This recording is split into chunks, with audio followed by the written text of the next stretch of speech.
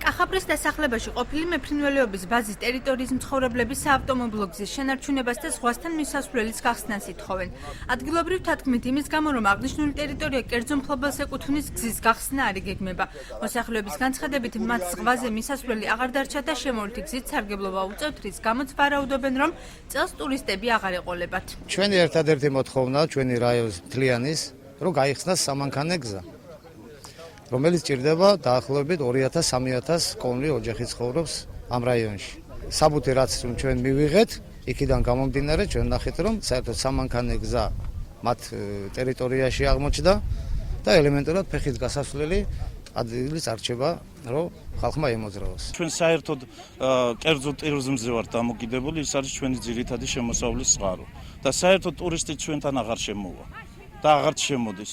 ჩვენ გვქონდა ერთადერთი იმედი, რომ გვპირდებოდნენ, რომ გახსნიდნენ და ეს რა თქმა უნდა ხელს შეუწყობდა ტურიზმის განვითარებას, მაგრამ ეს დღესდღეობით როცა გავიგეთ, რომ გასხვისებულია და ჩვენ საერთოდ საცალფეხო გზაც არ გვაქვს, ჩვენთან ტურისტი არ მოვა, იმიტომ რომ ზღვაზე გასასვლელი არ ექნება. აღნიშნული ტერიტორია ბრიტანულ კერძო კომპანია Agent Hotel Batum-ს ეკუთვნის. მოსახლეობის თქმით, მესაკუთრე მზადაა, თუ კი სახელმწიფო ალტერნატიული გზას შესთავაზებს ანგისის მცხოვრებლებისთვის საავტომობილო გზა დატოვოს.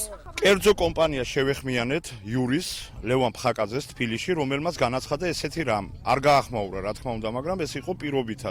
თუ სახელმწიფო დათმობს ალტერნატივას იმ გასასხვისებელი ფართიდან, რაც სახელმწიფო საკუთრებაშია, რა თქმა უნდა, ავტომატურად წაიწევს ეს უკანა პლანზე. აჭარის ფინანსთა და ეკონომიკის სამინისტროში აცხადებენ, რომ ტერიტორიაზე საავტომობილო გზა არც აქამდე იყო გათვალისწინებული და არც მომავალში იქნება. ზურაბ ჭურჭველიძის თქმით, გზა მხოლოდ კერძო კომპანიის კეთილი ნების შემთხვევაში დარჩება. იქიდან გამომდინარე, რომ თავის დროზე თავი მაგისტრალის გაყვანის დროს ახალი ბულვარის მიმდებარედ ავიყო განთვალისწინებული გადასასვლელი გზები და შესაბამისად ეს გზებიც ავტომატურად არ იქნა გათვალისწინებული ამ მიწის ნაკვეთის პრივატიზებისას.